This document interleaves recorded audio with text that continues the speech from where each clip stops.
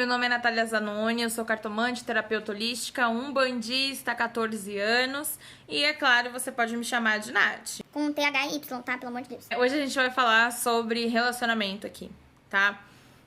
E o que isso tem a ver com espiritualidade, enfim.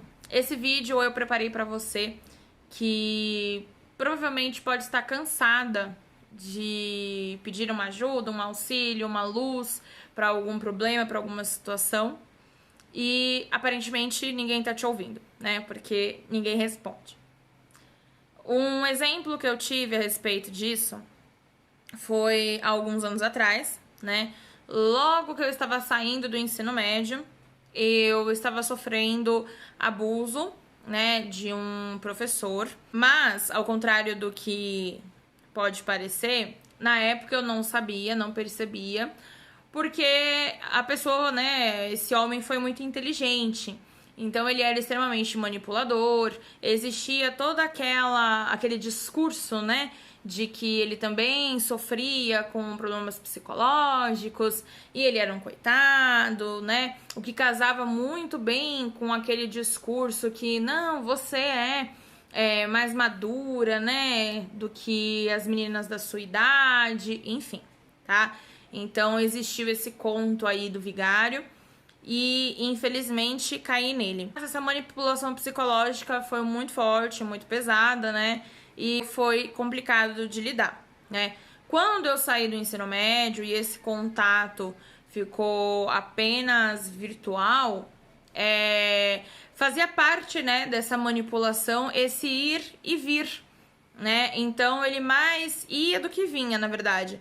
Então é aquele tipo de pessoa que quanto mais distante fica de você, mais próximo fica, né? Porque passa uma saudade e também a sensação de que tudo aquilo que ele te falou a respeito dos problemas psicológicos, da solidão, de isso, de aquilo, são tudo verdade. Então, aquilo passou a ser verdade durante um tempo, né? De que, ele era um coitado. Eu nunca passou pela minha cabeça, né, que eu estava sendo abusada, né, que isso era abuso de autoridade, fora a questão de eu ser menor de idade, enfim, né, muitas coisas.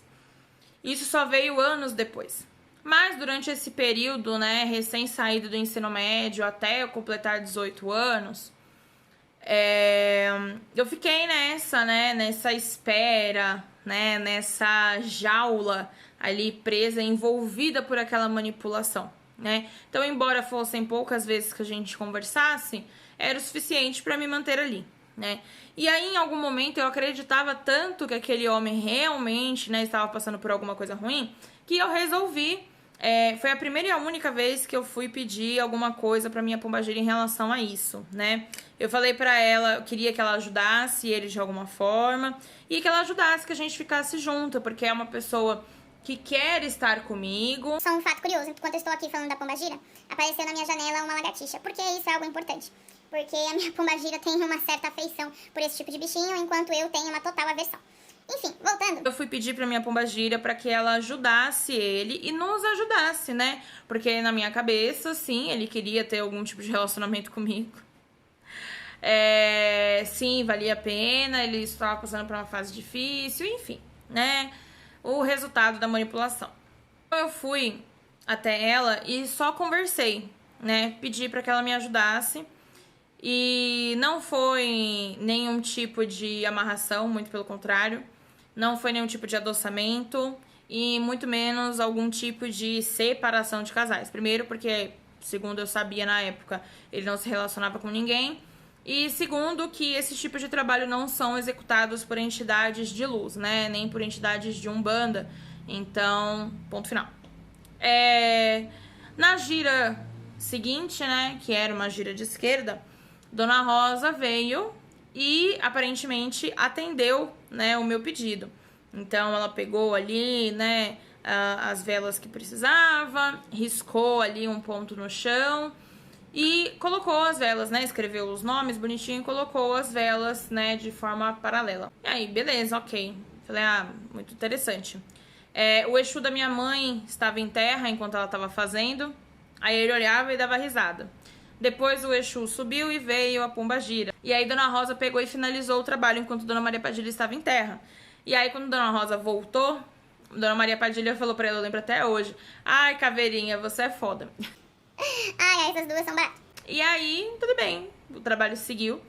E depois disso, os contatos foram ficando cada vez mais espaçados até que nós cortamos, não de forma voluntária, mas nunca mais tivemos contato virtual, muito menos pessoalmente. E aí eu achei curioso, né? Eu cheguei a pensar, como médium semiconsciente, o que quer dizer que enquanto eu estou incorporada eu vejo e ouço muitas das coisas que acontecem, porém não tenho controle. Eu falei, nossa, será que dessa vez eu interferi tanto assim, né, a ponto de atrapalhar o trabalho da pombagira? Até vela gastou para fazer um negócio que não tinha nada a ver. Fiquei com essa dúvida na cabeça.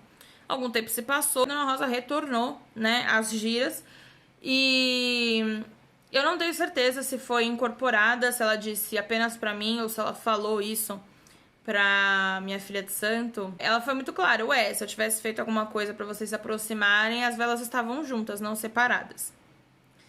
Então, o que eu quero dizer com isso? Mais uma vez, Dona Rosa não fez nenhum tipo de amarração, não fez nenhum tipo de adoçamento, muito menos separação de casais, né? Porque, primeiro, não tinha casal nenhum, né? E segundo, e o principal, ela é uma entidade de luz, né? E, mais uma vez, entidade de Umbanda, entidade de luz, não faz nenhum desses trabalhos. E ponto final.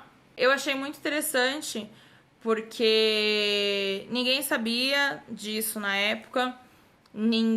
Eu não contei pra ninguém, pra nenhum adulto, nem nada do tipo. E aí, eu pude contar, assim como na maioria das vezes, né, só com a presença dos guias. E Dona Rosa me atendeu assim que eu me predispus, né, assim que eu abri espaço para que ela trabalhasse nessa parte da minha vida, e assim ela fez. De prontidão e da forma mais rápida possível que você pode imaginar. E o que eu quero dizer com isso? É que às vezes, talvez você esteja passando por alguma situação em que você está muito envolvida, ou que você só consegue enxergar um único caminho possível. E com essa experiência eu venho te mostrar que talvez existam outras possibilidades. Então, quando a gente se coloca, né, de forma figurada, vamos dizer assim, ou não, talvez literalmente, como eu, a partir do momento que a gente se coloca aos pés, né, de Deus, de alguma entidade, algum orixá, para pedir uma providência, esteja aberta para receber aquilo que for do merecimento e aquilo que for melhor. Esteja aberta para as possibilidades que aquilo pode ter.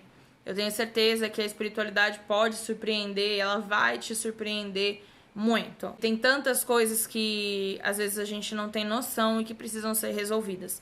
Só depois que são resolvidas é que a gente percebe, tá? E por que isso é importante? Porque livre-arbítrio também é lei. Então, por isso essa permissividade, né? Essa permissão era importante, esse querer era importante.